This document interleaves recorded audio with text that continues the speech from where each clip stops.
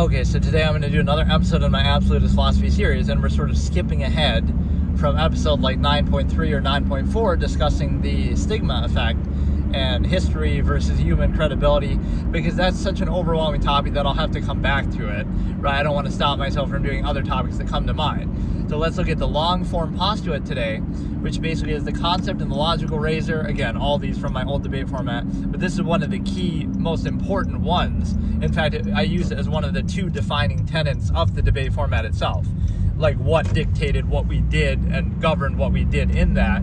So one of them is just objectivity, the idea that we're trying to be objective and not look at things from a preconceived or emotional or subjective basis, right? So objectivity is a core tenet, but the other one is the long-form postulate. And what the long-form postulate means is basically, if something is worth discussing, it's worth discussing fully, or if something's worth doing, it's worth doing fully.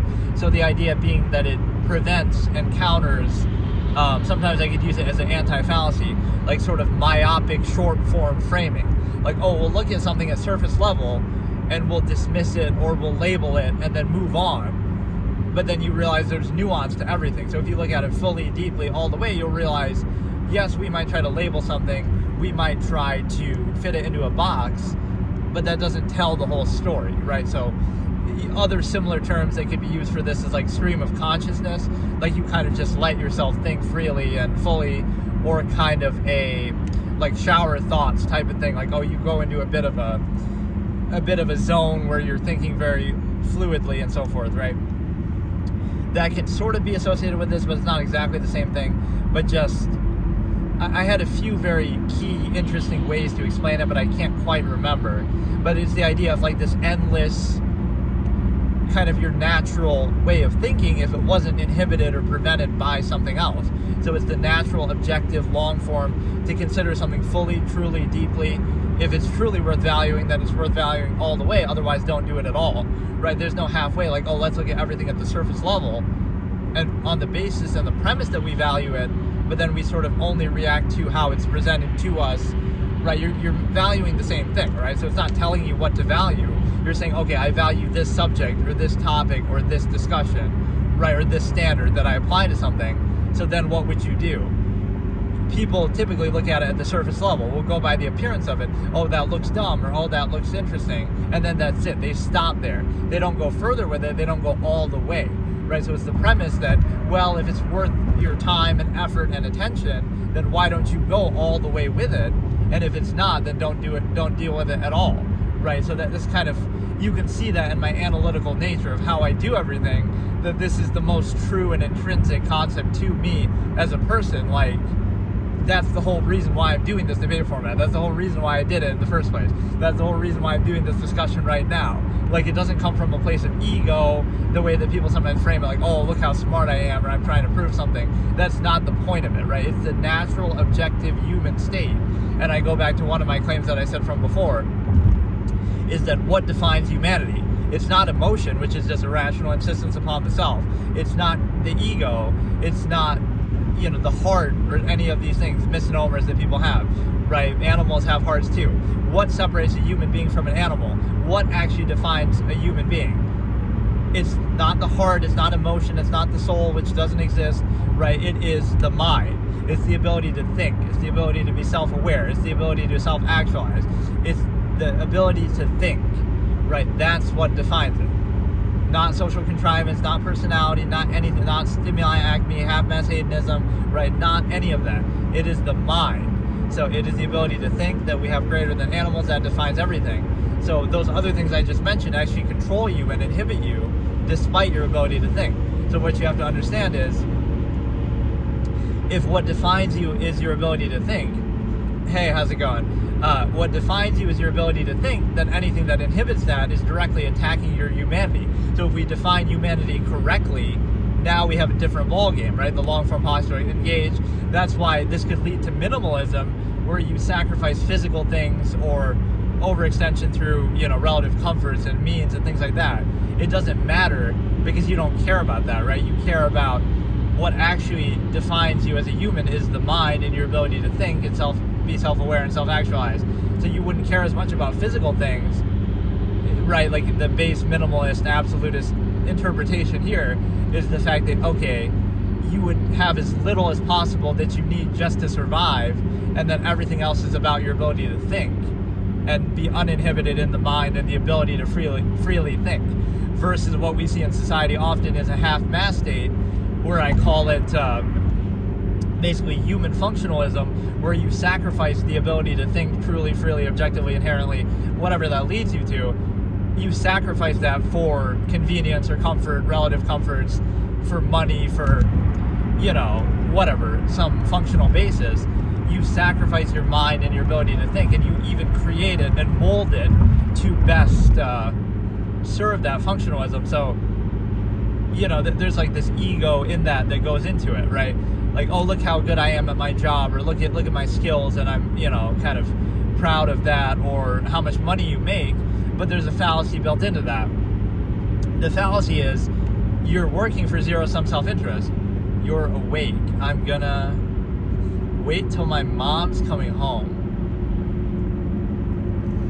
I don't know exactly what that means, but hey, how's it going?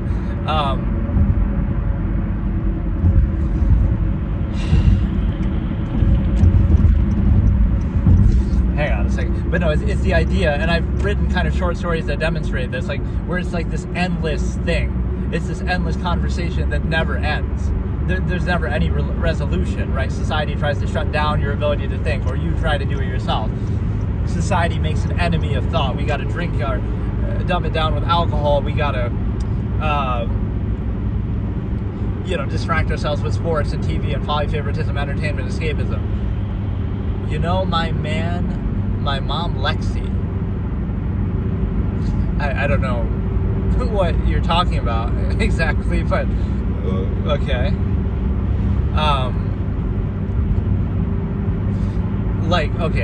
I forgot what I was saying though. It's the fact that it'd be like an endless conversation that never ends objectively, right? And so we define humanity correctly through, you know, thought, objectivity, self-awareness. So you wouldn't sacrifice, right? You wouldn't compromise or sacrifice your ability to think or your inherent natural state, right? So it's like the body versus the mind, right? Do you sacrifice?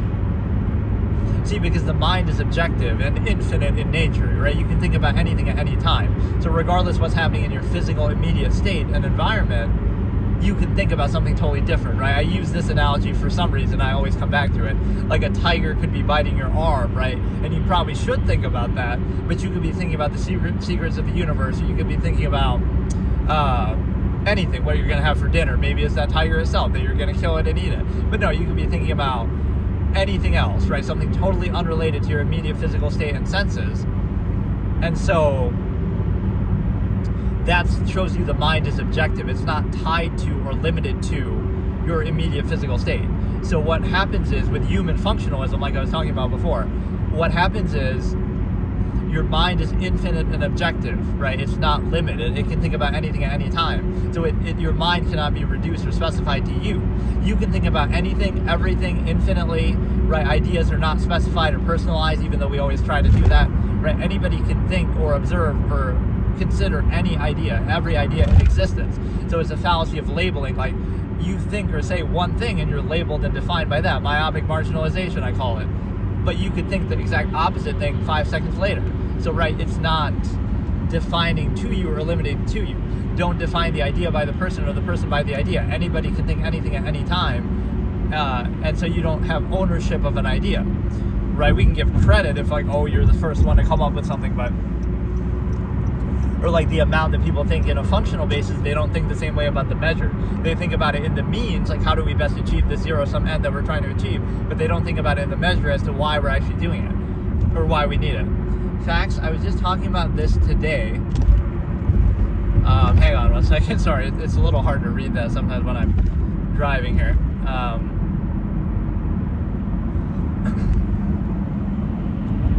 was just talking about this today. This road is so bouncy.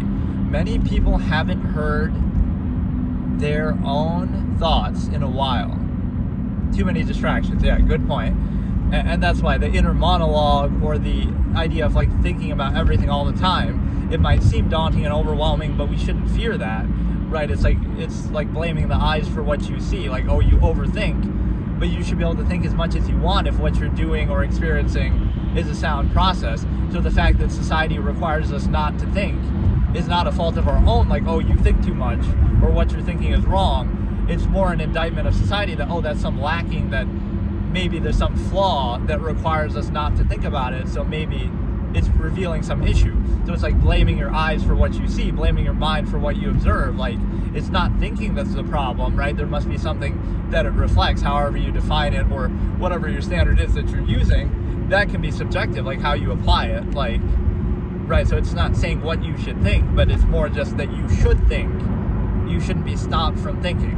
So, and if you have to be like, oh, don't overthink it, well, then maybe there's an issue, right? Maybe there's some flaw with that process, right? So it's kind of like with the religion, like you can't question it sometimes, or can't think about it. It's the emperor has no clothes fallacy. Like, oh, this makes perfect sense if you just don't think about it. Or, oh, this is absolute if you just don't hold it accountable. Like, yes, but then that could apply to anything. And that's how you get political systems and belief systems. Like, it requires some bypassing of critical thinking, often happening in youth. Well, that's more of a societal thing. That's why you have to indoctrinate people when they're young, right, into anything, because, oh, it bypasses their critical thinking because they're not old enough to critically think for themselves. So you indoctrinate them heavily then, and you can get them to go along with just about anything, unfortunately. And even society that we support, right, is formed that way. So it's a questionable process, right, that happened in World War II Germany in a notable way, right? Or whatever, it happens everywhere, but just like, that's a questionable basis that you shouldn't have to do that, right? You shouldn't have to bypass people's thinking to create a state of being, otherwise that's a very questionable result. So, yeah, getting back to the point on human functionalism, I was talking about, that's one of my favorite terms that I've created in there, because it kind of has like a funny, sarcastic thing to it. Like calling somebody, you're not a human being, you're a human function, because you're defined by your physical state, not your mind. Which I know it's easy to say that, but like, that is basically the meaning of it, right? So you have, like, okay, I might be that too, we're all that in society, but you're at least trying to be aware of it. So again, the battle of the mind versus the body, the idea that you have the infinite objective mind, that you can think about anything, you can't specify thoughts, you can't personalize them, right? Don't limit the idea to the person. Like, oh, this famous person, I call this concept sort of notability or something similar to that. I can't remember. But basically, don't specify the idea to the person or the person to the idea. So, oh, let's say I'm discussing an idea right now. So you'll say, oh, he's that guy who talked about that one thing, right? But I've also talked about countless other things, and I could think and talk about everything in existence, arguably. So how can you define me by just one thing? So I'm talking about, oh, this one subject now, so you can define me by that. But then 10 minutes later, I'm talking about a different subject, maybe even a contrary subject. So you'll say, oh, I'm defined by two opposite things within a 10-minute span of each other. Why? Because that's how objectivity in the mind works. It's not limited, right? It's not... You can't absolutely define or label somebody, so it's a desire to oversimplify something, right? But yeah, like so somebody comes up with an idea, or they're the first to discuss it, right? That doesn't mean that it's associated with them or that they take ownership of it. Anybody can still consider that same idea. So again, just because somebody, like, again, if a bad person comes up with a great idea, you might still follow it and practice it, and that doesn't associate you with them. It just means they don't take ownership of that idea forever. You can give them credit, like, okay, they came up with it, but it doesn't mean that they own the idea. That anybody can think that same idea, right, and it has nothing to do with them. And conversely, right, don't associate an idea with an individual or an individual with an idea. Just because you consider or say or espouse a certain idea at a certain time doesn't mean that you're defined by that, because at any other time you can think anything and everything else, so you could be defined by that too. So I have a character like this in one of my stories, a recurring character, right? Like, he's labeled at different times counterproductive things. So like I can give an example myself even. Like I'm doing a discussion where I'm criticizing Trump, and then, oh, you must be a Democrat, and then I criticize Democrats later, right, in a different session, and like, oh, you must be a Republican. Like, so you're getting this false duality. It's like, so I'm labeled two different things. Like, obviously I'm neither of them. That's where nuance comes in. So there's no shame in this. Sometimes we use this term like, you're just like a, what's it called, like a fence sitter, or sort of being neutral, right? You're just trying to play the middle ground and not have like a strong opinion in one way or another. But that's actually a fallacy. Like, you don't always have to be on one extreme or the other. The world isn't black and white like that.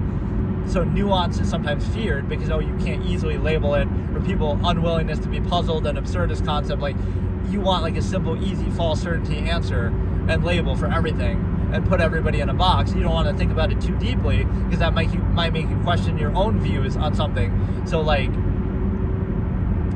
right, you would always want to put something with a firm, solid label even if it doesn't apply. And so you reject nuance, and you would say, you would reject nuance, and you would realize the fact that I can't remember exactly how I would say this. It's like the complexity and the nuance of a subject would be, or a person, right? The human variable that I talk about. Like, you can go 1 minute later, right? And you believe or think or do or say opposite things or contrary things. So how can you be defined? How can you be labeled? Right? We try to do that. We try to even define ourselves that way, but it's possible, right? So somebody could say something 1 minute and then say something or the next minute that's totally different, totally contrary, totally opposite. So is that credible now, or are they defined by two separate things 2 minutes later, and then 1 minute later they say something else different? Right? Just the fact that that's possible shows you, again, the human variable, that you're not so easily defined, even if despite our desire to define people in a very simplistic way. So how does that work, right? So if I'm discussing, or I'm associated with something at 1 minute, I discuss this, I discuss that, so therefore I must be defined by it, but then I can just discuss anything else at any time. So that's kind of the rigid way that we look at things, and we try to define ourselves and we try to define others, right, in that kind of narrow way. But yeah, getting back to the original point, right, this is like the associative process. I'm trying to display the long-form postulate by doing that. It could seem to be meandering, but it's all part of the same objective consciousness that you can consider anything and everything. So what I'm saying here is that it's sort of the body versus the mind. So the mind is infinite and objective. It's not limited to your physical state or your initial immediate senses, like your five senses. Whereas the body is limited to that. So you have a contradiction and a conflict here. The body is limited to its immediate physical surroundings and environment and senses. So the problem is that those two things are in conflict, and it often creates cognitive dissonance. Like, oh, you're doing this thing just because you have to, because you're in your immediate physical environment. The nearness postulate, for example, basis of value, not basis of self. That which is nearest to you, not based on any other standard. That's often what we have, right? But you pretend like it's absolute, false absolute to value and specify, like, oh, it's love, it's meant to be, it's a soulmate, even though the process is the stimuli acme, and if you encountered all 8 billion people on the planet, right, you might have a different opinion, different standard, but you pose it as a false absolute to counter that, to specify it to somebody, oh, who happen to live in your local environment, but you pretend it's an absolute, even though the observable process is that it's not absolute, because it came about in an arbitrary, reactionary way that you didn't even choose, that happened to occur in your environment. Like, you sort of chosen of the limited options, or what's chosen for you, right? But what are the chances an absolute would exist and well in a limited, near myopic environment, kind of reactionary terms like that? And so again, it's the body versus the mind, and the fact that the body is limited and subjective and physical and limited to your senses and your environment, whereas the mind is infinite and objective and capable of infinite thought and objectivity. And so therefore you ask the question, do you reduce the mind to the body, or do you try to raise the body to the mind, which might not be physically possible, certainly at this point, but right? Or do you keep them separate? And so that's the attempt and intention here. Allow the mind to be objective despite the physical body being limited, or what people often do and what society encourages and so forth is like reduce the mind to the body and say, now, okay, like we're only going to think in terms of it. We're only going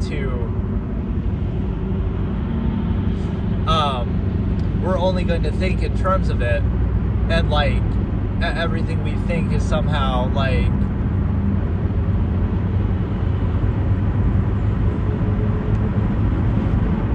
right, we define our entire way of thinking and how our mind works by our physical immediate environment on a functional basis.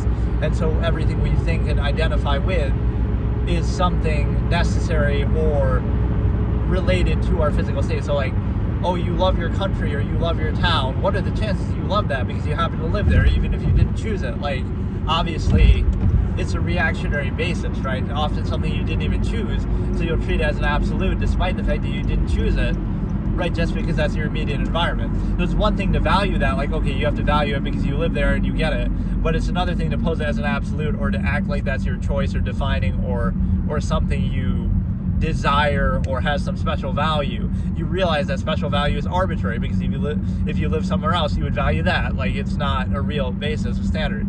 So, right, the objective nature of that shows you that you would kind of be aware of that, and so you're kind of tolerating it or you're valuing it on a functional level, but you're not treating it as an absolute, and you kind of can operate on a standard, right? So again, that's the limited state.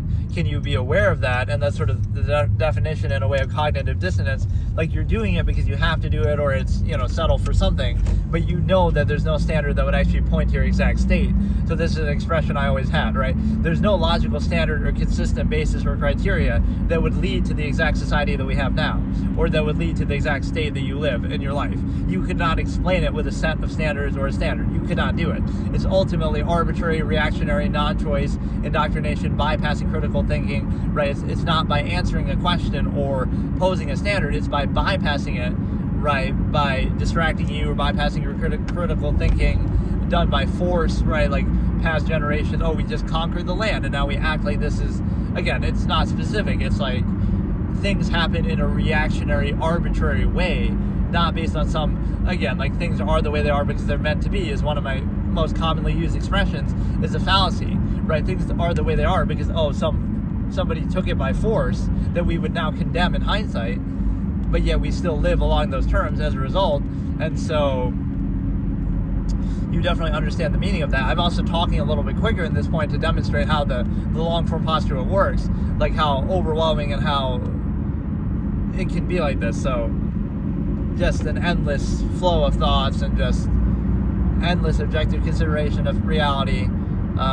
It's a thing to be feared that people often do condemn and fear it, but you shouldn't fear thought, right? Thought is not the enemy. It is actually just a reflection of the reality around you. So if it reflects a flawed process, even if you can't do anything about it, would you rather be aware of the nature of a process, even if you think, that makes it fake or invalid, or you're kind of, that's often when something cringe is, like, it's awkward, it's cringe, just to be aware of the same process that you would practice and be subject to and controlled by anyway. So the awareness is the issue, not the process itself, sort of, because you resign yourself to the fact that maybe you have to be exposed to it, right? But it's like, if you're hyper aware of something or just aware of it, that somehow makes it negative. That makes it negative because, like anything in a social situation, right? Or if you're too aware of it, that's bad or that's awkward.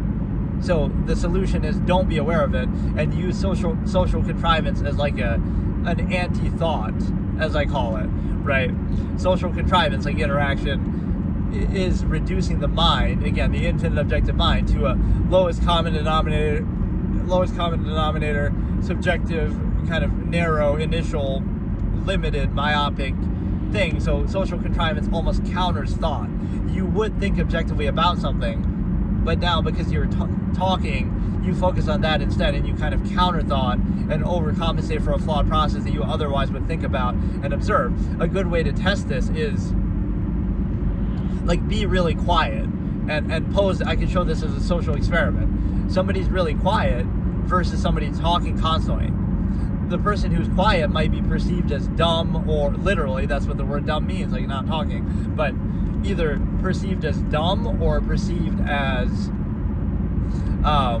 like less capable, even if they're doing the exact same thing, or even if they're doing it better, right? So the other person's given the benefit of the doubt because, like, oh, they're talking and distracting you, or overcompensating, or bypassing your critical thinking, so you're not as aware of the nature of the process of what's happening. So you give them benefit of doubt, and you're focusing on other things, and you're socially, overcompensated. The other person might be doing the exact same thing, or might be doing it better, more efficiently, but because they're not talking, now you're more acutely aware of the nature of the process and find fault with the process, even if it's the same process, or even if it's better, right? So the fallacy there is the awareness is defining. One person is distracting you from the nature of the process, the other person isn't.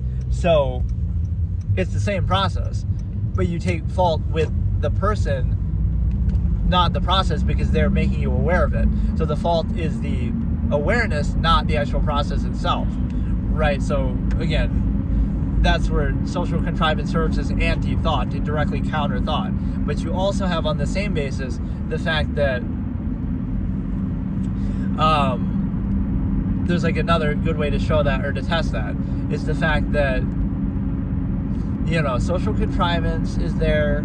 You have the ability to, kind of counter thought, or reduce it to a lowest common denominator, especially for a collective mass of people. That sort of collective basis, what do I call it? Like overextension, or, again, anything mass-produced suffers inequality for it. So it's that which controls people, and on the massive scale is not going to be what's really of the highest standard or quality or logical basis. It just means it works. It doesn't mean it's actually a sound process, right? Like whatever works to control people, what's going to be prevalent, not what is actually like best, or however you define it, or like a sound process. And so let me think. The other point on that subject is the fact of, don't fear neutrality.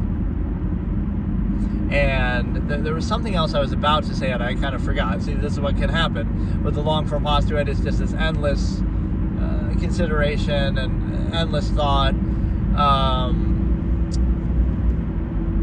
It's the fact that,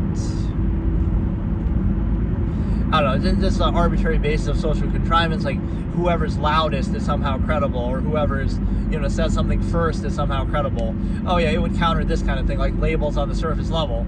Like, oh, you're accused of doing something, or you're labeled something, you're a witch or something, right? But then so that's somehow credible because, oh, they said it first. Now you have to react to it. Now you have to, like, counter the accusation. So, oh, that makes you seem guilty, even though you could just make a false accusation. So that doesn't make it credible. So you would look into it more deeply, instead of most people just settle for the surface level, right? Whatever's said first, some accusation is made, and now forever that person's going to be associated with the accusation, even if it's completely false, right? You don't dig any deeper, you just take it at the surface level, and so we define and consider everything only at the surface level. So you hear this sensational headline or tagline, like, oh, this person is associated with this, even if it's false or not credible, just the association is enough, because now that's burned into your mind, and now any response to it seems to give it credibility, like, oh, well, they had to respond to it and deny it, so that must mean they're guilty, or you just keep hearing it associated with that, so you're being controlled on the initial basis, even if it's not credible at all. That's the first thing you hear, and then that's all you hear, or that's what the most number of people hear, and now you don't care about the larger process. If you actually followed it down the line and got to the bottom of it, you might realize, oh, that's totally fake, it's totally a lie, but most people don't do that. And so it's kind of like, goes back to my expression that an idea or a thought is only as credible as the amount of, like, I had a different way of saying it, as the amount of thought put into it, kind of like that which requires no thought deserves none, right? So you don't have to think about or concern yourself with something that is just mindless drivel, right? So if somebody looks only at the surface level and not any deeper, then you don't need to give their thought much credibility, because they're not really thinking much at all, right? So if they put a very small amount of thought into it, then it doesn't deserve much thought or consideration either, right? So that which requires no thought deserves none, or it deserves only the same amount that you put into it. Or even like similar, the fallacy of being offended. I always say this, like, nothing should be offensive because either it's true, in which case you already know, so it's just redundant, or if it's not, then it's just false and you already know that, so then what's the point? So either it's true, in which case you already know it, so it's not offensive or redundant, and if it's false, then it wouldn't be any threat to you, it wouldn't bother you, it'd just be self-evident. Or if it's just like nonsense or not credible, right, you would just dismiss it. So there's no reason to ever get offended by anything by that metric. Or even the fact that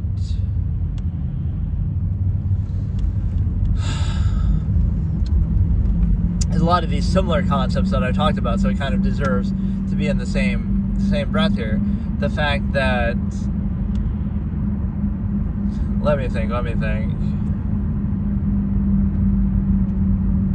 This is a very interesting form of content to do, because it's not the kind of thing that anybody is really trying to watch, right? Nobody is looking for this exact thing, right? So it's not like I don't really care so much about that, but it's like, it's just weird. It's different. It's its own little thing, so it's fine, but I wouldn't expect it to like get a ton of views or anything like that. Although the algorithm on YouTube is pretty good. Like you see the influx of certain people at certain times. I don't know exactly how that works, but it's definitely way better than Twitch in that basis, because I usually would stream on Twitch and it doesn't give you those kind of bumps, at least, at all. Whereas here, unless you get raided by somebody or something. So there's a few other concepts, but yeah, the battle of the mind and the body. Do you reduce the infinite objective mind to the physical state, initial basis that you're in, the limited physical subjective state, or do you try to do the opposite, or do you try to keep them separate so your mind can still be objective even if your body's limited and subjective and physical state and initial and limited to the senses? And then you have I kind of burned myself out a little bit. Like, we exhausted a lot of what I wanted to say, but I was trying to kind of demonstrate how the long-form Postulate works. Like, it just keeps going. I could do this forever, but my body is going to tire out, so at some point I have to go to bed. But the conversation and the idea and the thought and objectivity is never resolved. It's never resolved, it's only suspended, right? It still goes on. It can go on forever. So imagine this endless conversation between two characters that they just kind of keep debating, keep discussing, and it never reaches a conclusion. Or the character Lucky from Waiting for Godot is kind of goes on a bit of a long-form Postulate tangent there, although it's not as cohesive, clearly, as what I'm doing now. But whatever, he kind of represents that a little bit. It's kind of a similar thing. It was kind of like, it's somehow the stigma of this, right? Like, it's somehow a bad thing, but it's only bad because it reflects or reveals something that would be considered a flawed process in its own right. So it's kind of like, you can't talk like this in society because everything has to be dumbed down to a lowest common denominator, collective mass, right? Oh, like, to get things done. But then are those things really worth doing if you can't adequately think about them? Or, you know, you should be able to think about anything fully, and if it's a flaw, if it's a problem, then maybe that reflects a problem with what's being thought about. That's how you bypass and control a mass of people, by bypassing thought, not by actually appealing to it or answering it. And so that happens with an overextended collective mass of people. For example, if people really thought about what they were doing based on the stimuli acme that I talk about, there wouldn't be so many people in the first place, because again, everything mass-produced suffers inequality for it, so you would be much more weary and deliberate with how you preserve the stimuli acme and overextend. So even life itself, anything mass-produced suffers inequality for it, even life itself. So here's another good logical razor: you cannot dissuade with reason what came about by desire. That I always said this with respect to religion and belief systems. So no matter how much you talk or convince somebody, it doesn't matter, because the reason why they believe something isn't based on logic and reason in the first place. Otherwise, they wouldn't have to believe it. They could just know it, right? You wouldn't need to believe. So you can't use logic and reason to convince them otherwise, because they don't believe it in the first place because of logic and reason, right? They believe it because of a desire, psychological need, some other overcompensation, some other peace of mind, right? Things like that they need to have. So it comes from a place of desire. And so basically, Okay, I'm tired now, so let's just not. I was trying to do that on purpose, like talk faster just to get it out the point, but I think that's good enough. Let's just talk about something else now, but that shows you the endless nature of the Longform postulate, and it feels like my tire is kind of going or something.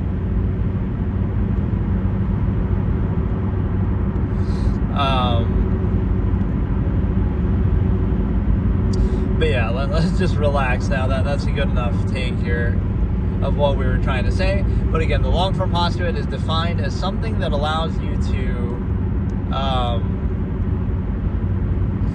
again, discuss something fully. If it's worth discussing, discuss it all the way.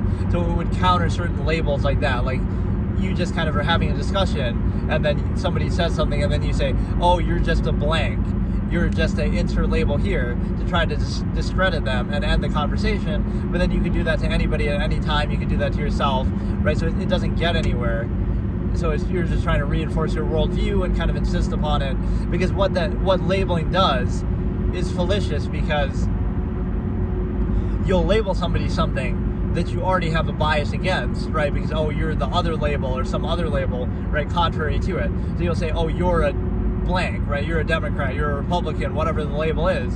And you'll say, so because you're already on the other side, by labeling that, you're discrediting them, but only based on your own bias that's preconceived. So, like, I'm going to label you this thing, and because you're not really saying anything at all. You're just saying, you're this thing that I already disagree with, and because you're this thing that I already disagree with, you're wrong, because I've already made up my mind in that direction. So you're not actually making any claim at all. So it's kind of like just circular. You'll say, you're this label because I disagree with you, and I disagree with you because you're this label, right? So you're not actually saying anything. You're saying, okay, you're this because we're having a discussion and something comes up that you disagree with. And so because you disagree, oh, well, you must be that. You must be that label, right? You must be QAnon, or you must be whatever, radical leftist, you're a Marxist, you're whatever it is, right? You're this label because we have a disagreement. Even if it's not true, whatever, you're just trying to put them in a box, right? Discredit them. But then they come back and they say, whatever, right? You label them, you discredit them, and then you say,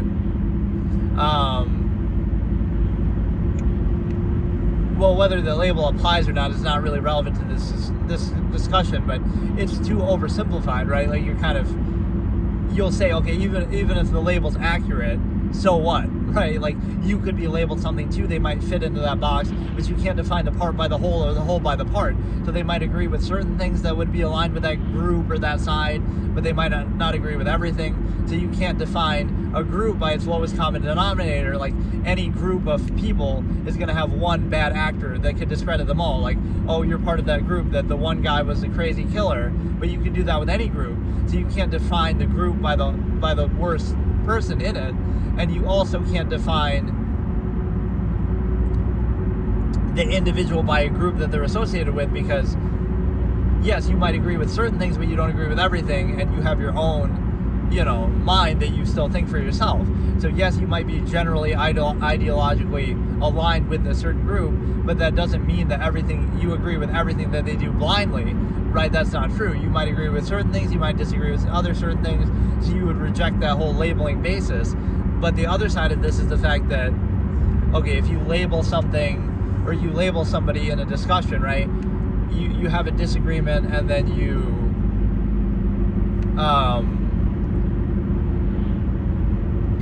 have a disagreement, and then you label them because of that disagreement, and then you say, because you're this label, you're wrong about everything, and I'm just going to discredit you, even though, again, it's self-fulfilling, because the label doesn't say anything, right? It just tells you your own bias. Like, whatever label they are, that doesn't make an argument, right? It doesn't mean they're right or wrong. It just means, again, you're on a side that I disagree with, and therefore you're wrong.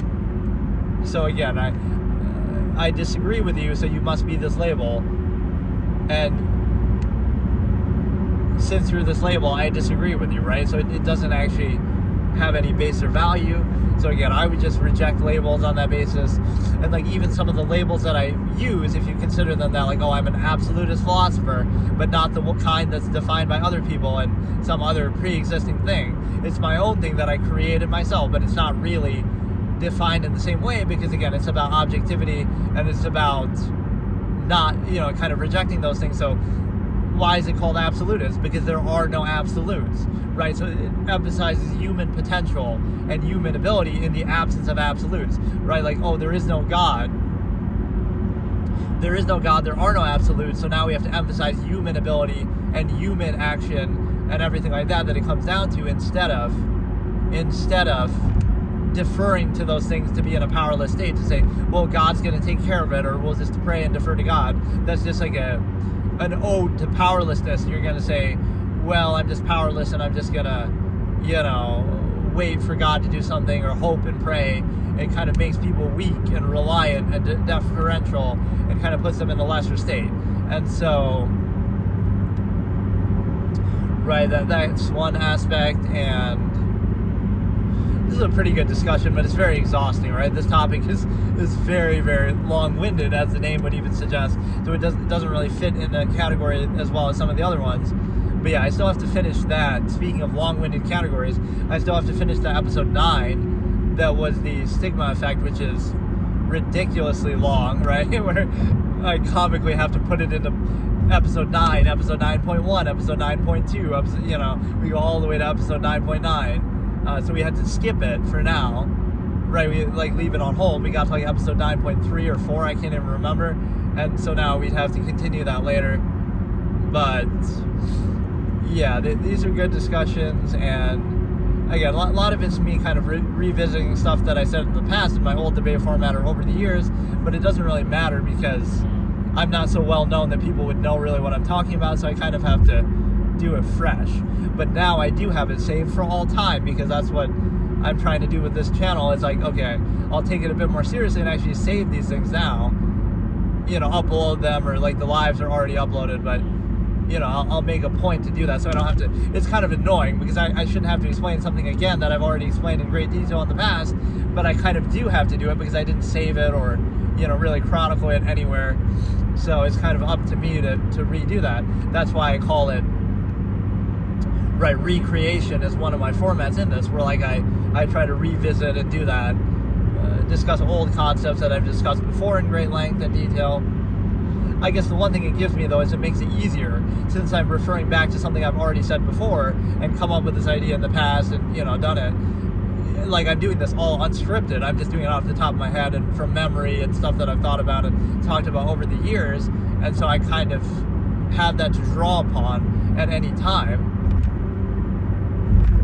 That's kind of part of the long form postulate too, is don't just have these surface, this is kind of like being a basic person, right? Don't be a basic bitch, as they say, or whatever, right? It's don't just have these surface level takes, oh, that's kind of cool, or oh, wow, whatever, right? You kind of think about it more deeply and say, right, don't associate ideas with the ego. It's just an objective or criteria based standard that you have. So don't specify and personalize ideas or thoughts. Anybody can think anything at any time, right? So it's not really about you. You got to see past the ego. So it's people who don't think very much, right? Most people don't think very much, so everything seems at the surface level. So everything people say is defining, because we're trying to. Everything people say defines them fully, because we're thinking about everything on an initial myopic, narrow kind of basis, instead of realizing, well, again, the long form postulate basis is they can say anything at any time, and they said a million things, and they've thought a million things, and you can't define them so narrowly, but you'll do that based on your own initial myopic perception, which I call kind of ignorance insistence. You're defining something by your own myopic perception of it, which doesn't account for everything else. So you're accounting for this much smaller fraction of what the totality of it is, but just because you're defining value by your own basis in your own self and your own experience, that makes it very myopic and limiting. It's kind of the same thing. I have the scene in a short story where a character's up on stage and I say, and they're kind of deferring to their experience, right? Oh, I've experienced this and I've experienced that. I'm talking from experience. So the other character mockingly says, okay, I'll give you that if you accept that. You can talk from experience. And then the other person says, okay, fine, I have no experience, so I'll talk from my objective mind, right? I can talk about anything then freely and fully, and it doesn't rely on my experience. So I'm not limited to my own limited, narrow, myopic experiences. So it turns it on the other person like, okay, you can only talk about your experiences now, despite how thorough and good they might have been in these certain areas, but then you can't talk about anything else, right? You can only talk about your experiences, which in the totality of all things is pretty small.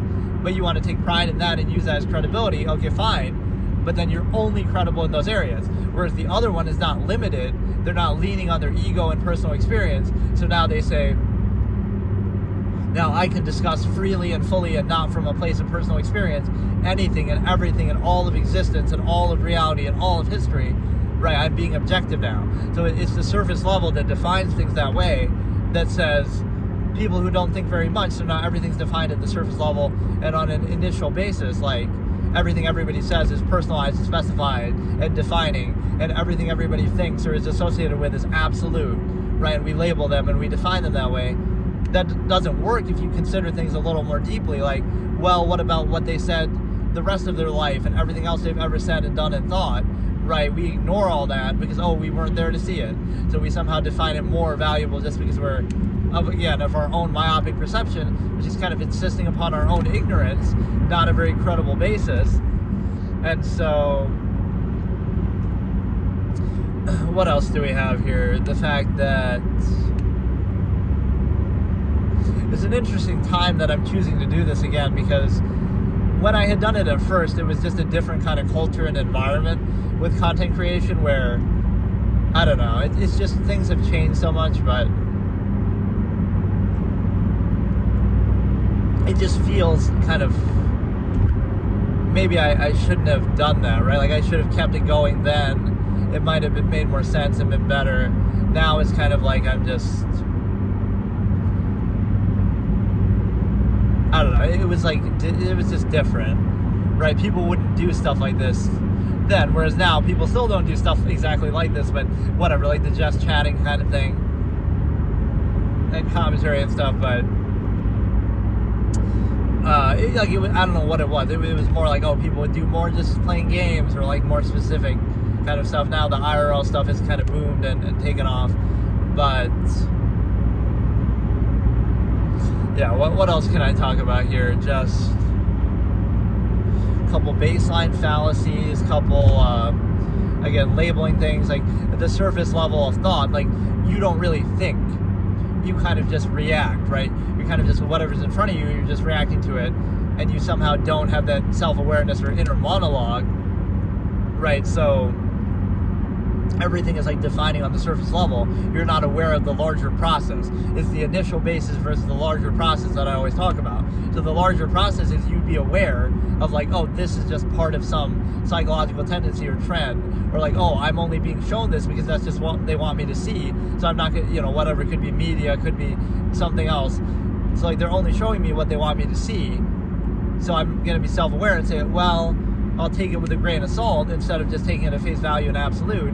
I'm aware that, oh, behind closed doors and behind the scenes, probably something is different or might not be so perfect. So, right, like, why would we react to a perfectly curated reality or that whoever wants to present to us, a person, a company, a government, media, whatever, they want to present themselves to us this way. So it's like the initiated meet each other, right? Like, if you're self-aware and they're self-aware, then it doesn't work anymore and it's all artificial. It's like, so one of you has to not be self-aware to be controlled by the other. It's like, they're aware of the nature of the process, right? Which means they're going to present things to you in a certain way that they want you to see it, right? They're going to carefully curate it and make it that way. And then if you're aware of the fact that, oh, they took the time and effort and they went to sales school and they went to this school and they presented it this way and they worked for years to make this and they're, like marketing and advertising. So you know that it was made for that exact purpose. But now it comes down to what I call a contest of contrivance. Who can make it in the most convincing way? Like, oh, you make it so convincing that people forget about the process or bypass their critical thinking, so they're not aware of it, but it's still the same process no matter how elaborate it is. And so it's basically like, who can make the most convincing illusion or artifice or whatever but they're all the same, right? So if you see the larger process, you would see it the same way, right? So they're aware of it, and they create a certain way to appeal to you on the surface level. And if you're aware of the process, well, it's just an ad, so it wants you to buy that, so you're not going to be influenced. And this leads to what I call self-actualizing from an inherent base state. Very important term. Self-actualizing from an inherent base state, which basically means like it's not framed in false duality, like, oh, anti, like you're against something, right? It's more just that you're neutral to everything. So you realize, okay, whatever you do or like or choose is going to be your own from an inherent objective standard. Like, I'm not going to do it just because, oh, I'm exposed to it, or I'm around it, or I live in this time period, or I was exposed to it when I was younger. So, right, you reach a certain age, right, where you can critically think for yourself, and instead of being defined by that and insisting upon things you didn't choose, right, non-choice reaction, non-choice insistence, instead of doing that, you're going to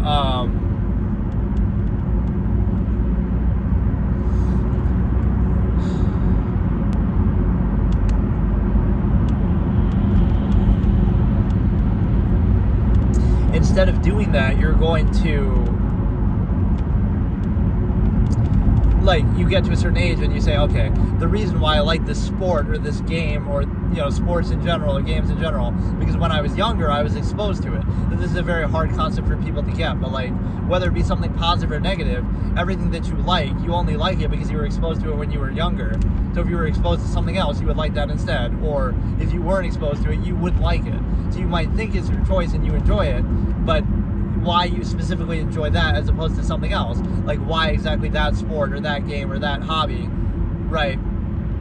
It's nothing more than something that you were exposed to, so it's not really your choice. So when I say self-actualize from an inherent base state, again, whether it's something positive or negative, you equalize all that and neutralize all that. So you're the age of 10 or 15 or whatever. Now you think, it might seem outward, like, oh, now you have some negative bias, or oh, you're being anti this, or like even your family, you didn't choose your family.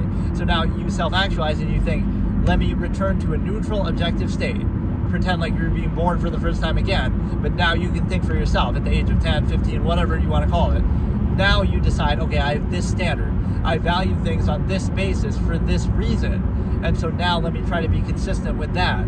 So whatever influenced you is fine, but now you're not going to insist upon it and act like, oh, that defines me and that's my choice and that's what I like and that's who I am, right? No, you're going. This is like how a personality is defined, right? You reach a certain age where you can think for yourself, but now whatever you've been exposed to up to that point is what defines you from that point on, and you're going to cling to it and insist upon it even though you didn't choose it. Right, it's sort of like the loudest voice effect. Like, the reason why you have to be emotional and passionate about something isn't because it's true or valuable, right, or sound. It's because it's not. Because if it was, then you wouldn't need to do that. It would be self-evident. So it's kind of like the loudest voice is the least credible because you have to overcompensate with that, right? It's easy to be passionate about something that you haven't thought about because you're only aware of it at a surface level, so you treat it like it's absolute.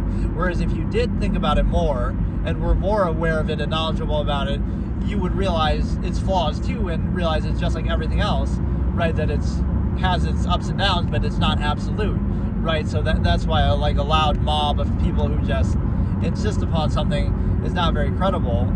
And so, right, the fact that that's necessary is invalidating. And so you also have on the flip side the fact that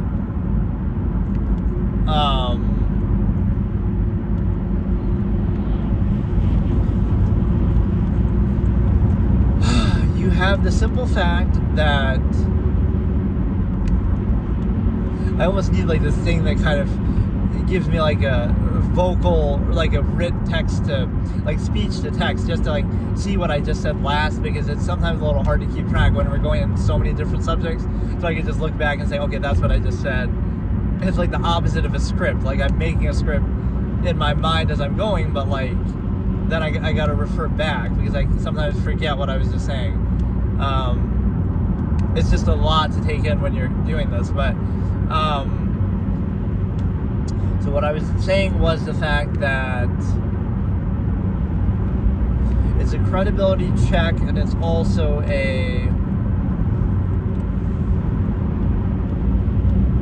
damn, I can't quite remember that last point. It's basically the fact that you're holding accountable, you're gauging credibility, right, by that. Like, loudest voice isn't the wisest, or, shouldn't need it. It's kind of the opposite interpretation, right? The person who has to be loudest and most passionate and emotional is least credible because they have to overcompensate with that, whereas the person who is sound and at peace and consistent wouldn't need that because, right, they would let it speak for itself. They would just, they don't need to say anything because it's their own subjective point of view, in which case everything is that, and it's all equally arbitrary, so it's no more or less credible, so there's no point or no need to insist upon it. Or if it's a sound process, then you would let that speak for itself, so you also don't need to outwardly insist or place undue emphasis. And so getting back to the self-actualizing from an inherent base state part, what you have is a simple reality that you would, again, neutralize and equalize everything that you've been exposed to up to a certain point. Again, in your youth, when you didn't choose it, you didn't have self-awareness, really, you couldn't critically think for yourself. And so it's, again, I'm not even saying it's a bad thing necessarily, but you could either choose to insist upon what you didn't choose in your youth, right, and be defined by it for the rest of your life, and that limit yourself to that, and that's who you are. Right, and that's a very tempting thing to do, and we associate our ego with it. Or you can neutralize that and equalize that, and now say, okay, now I'm going to self-actualize and define for myself my own standard, my own measure, which people often don't do that either, right? Most people don't go through life with any standard or measure. They just kind of randomly piece things together. Or it's kind of like they let their state of being that they didn't choose, right, where they're living and their functional state around them, they let their state define their mind and their standard. Right, like, oh, you value this because you're exposed to it, instead of letting their mind define their state and standard. Like, oh no, you're gonna choose, like, this is what I value for this reason, and then I'm gonna go and live a certain way because of that, instead of like, oh no, the way I think is defined by the way that I happen to be living already. Right, so it's kind of the same concept that whatever you've been exposed to in youth, you didn't choose it, so now let's neutralize that, equalize that. It's not negative, but it might seem negative, like, oh, you're hating on everything you've ever done and everything that you thought you liked or you've been exposed to. But you're not hating on it, you're not being anti, you're being neutral because you haven't been exposed to everything else in the world. So now you think objectively, and now, okay, let me choose what I value, let me choose what I do, let me be free, let me expose the human variable that I can do anything and everything, and I'm not defined by things that I didn't choose, right? And so instead of insisting like, oh, I was exposed to this one sport or this one thing a lot, so now I like that, but now you equally consider all of them and you define a criteria. Okay, I like this because of this. Let me give you an example, like which sport is most credible, right, objectively. You could say the one that has the least amount of contact or the least amount of referee subjectivity. So like, oh, something like basketball or football has a lot of contact, or well, football at least has a lot of contact. So if you base it, again, your own measure is defined for yourself. So nobody can tell you what you should value or assume your intent or your measure. So you should define it for yourself, which again, most people often don't do and don't have one. So they're just kind of going through life arbitrarily and aimlessly and piecing it together as they go, instead of defining a sound measure that you have. So in that criteria, I'll give you one. Like, okay, you define for yourself what your criteria is. So let's say that's what it is. And now you say you're going to judge sports, for example, by that. So whichever one has the least amount of refereeing and subjective input is going to be the one that you value for that reason, because otherwise it's kind of arbitrary and it comes down to human flaw and error and interpretation and ulterior motives and whatever, gambling era now.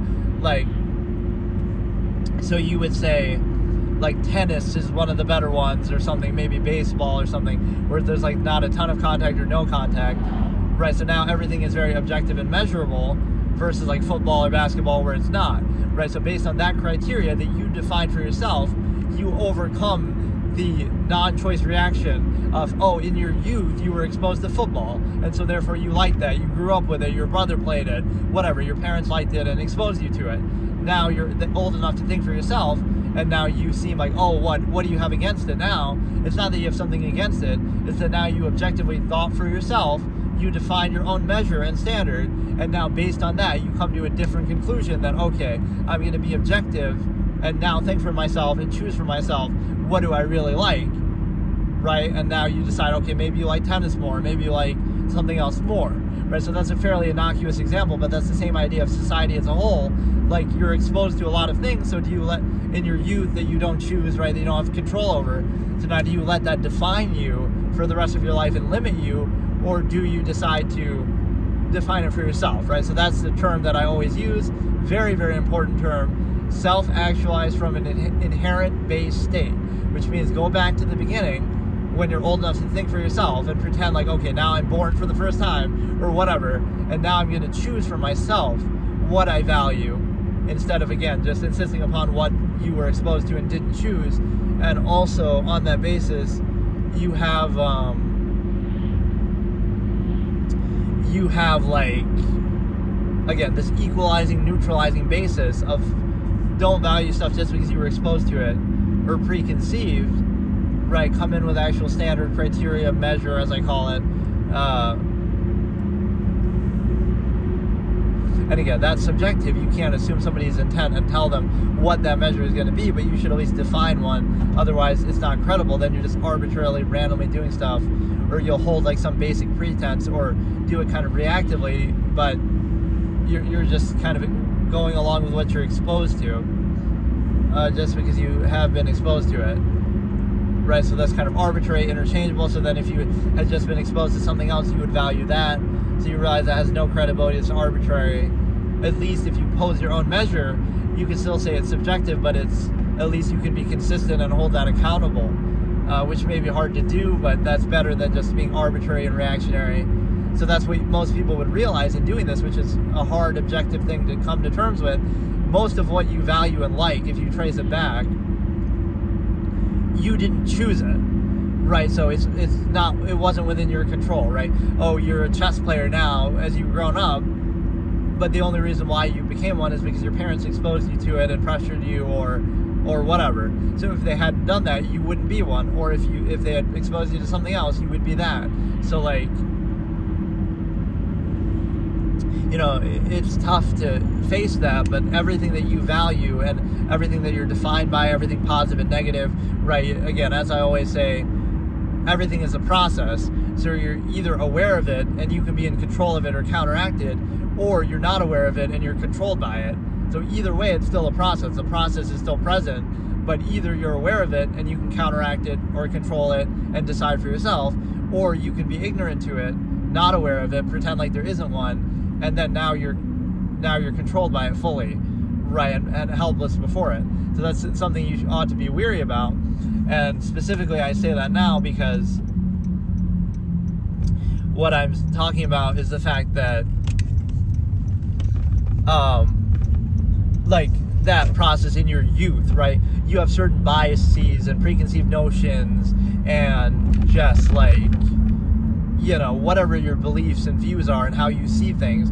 Oh, it's nothing more than, again, ignorance insistence, non-choice reaction insistence. Like, you have that belief because, oh, you encountered, I don't know how to explain it. Like, you had some experience, like whatever experiences you had in your youth before you could critically think for yourself.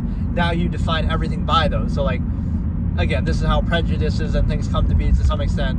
You had a good experience with this person, and so now that lets you shape for the rest of your life how you view whatever, that kind of person, whether it be some identity basis or whatever it was, right? So you're letting some narrow, limited experience that you had when you were younger define yourself for better or for worse, when it's not even about like, oh, that's biased or that's kind of prejudicial. It's more just like, is it credible?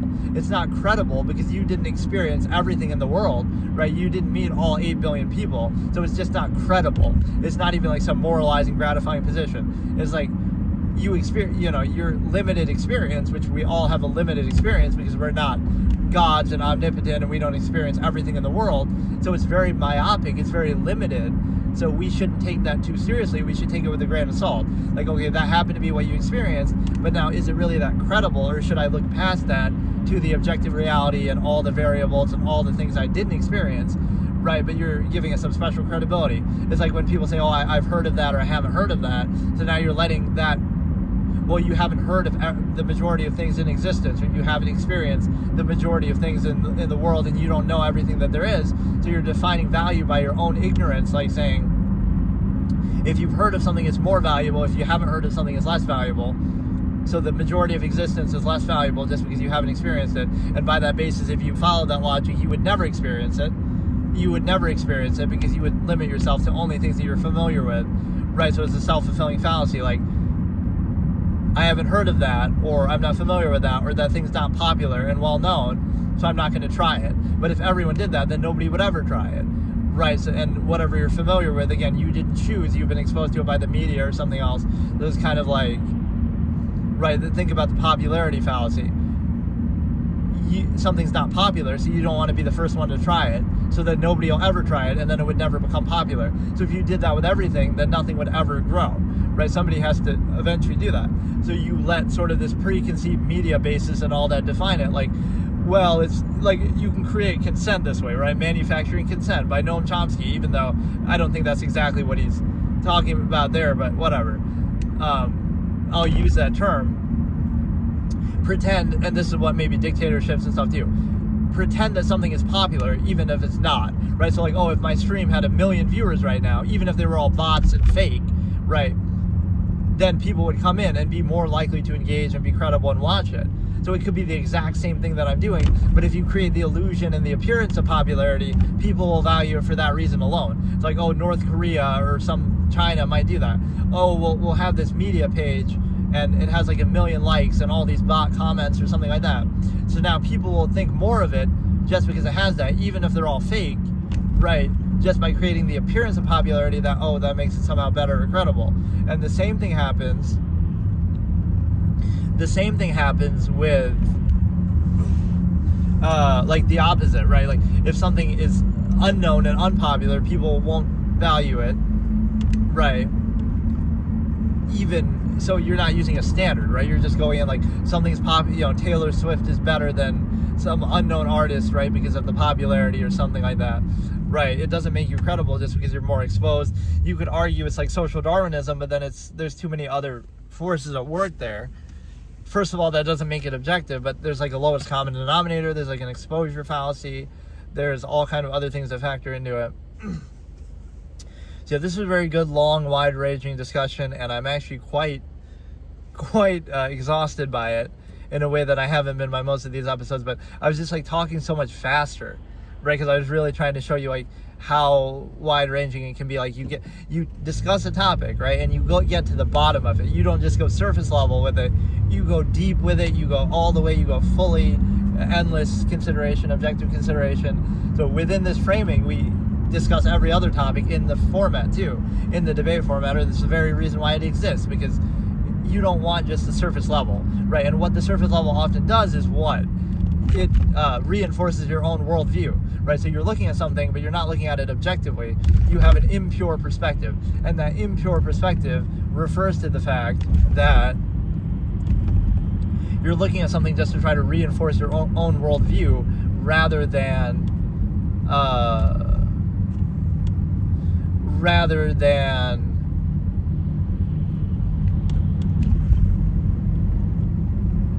right, looking at the objective reality of it. You're just looking at it from the way that you want to or that you need to reinforce your own way of thinking and your own life and whatever the case may be, not the way that is the true objective totality of it, right? So everything people are looking at is like what I call an impure perspective.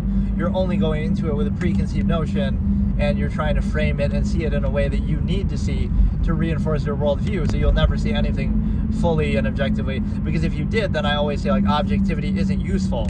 It's not going to be useful to you to achieve a certain goal, or it'll just be, oh, it is what it is. It just is, right? Or it's boring, right? It doesn't make a specific case for a specific end. It just is, so it's not useful. It's not interesting. It's not, gonna specifically benefit you. It just is, right? So you might say, oh, that's not useful, but then I have an expression that says, I say this with emotion typically, like emotion is nothing more than a rational insistence upon the self. And so even to best achieve that same self-interest, it would behoove you to be objective. So like you are objective, and then you know what I kind of want? I'll go back. I kind of want something there. Oh, but it's impossible to get in there from this angle. Fuck me. But no, like, emotion is nothing more than a rational insistence upon the self. Even to best achieve that same self-interest, it would behoove you to be objective, because the worst way to achieve something is to pretend it's already true, right? So like you believe something is true because you want it to be true, but then you don't do what's necessary to make it true. Instead of realizing the objective reality, now you can think about how to best achieve it. So even to best achieve your subjective self-interest, it would be better to be objective about it, and then you try to think about the best way to achieve it. And let's think about, in the last point here, final point, even though the long form postulate never ends, right, we'll just suspend it for the time being. But you can't talk like this in everyday life, and like, oh, you'd be considered crazy, or you'd be like, oh, it's somehow boring, or whatever, right?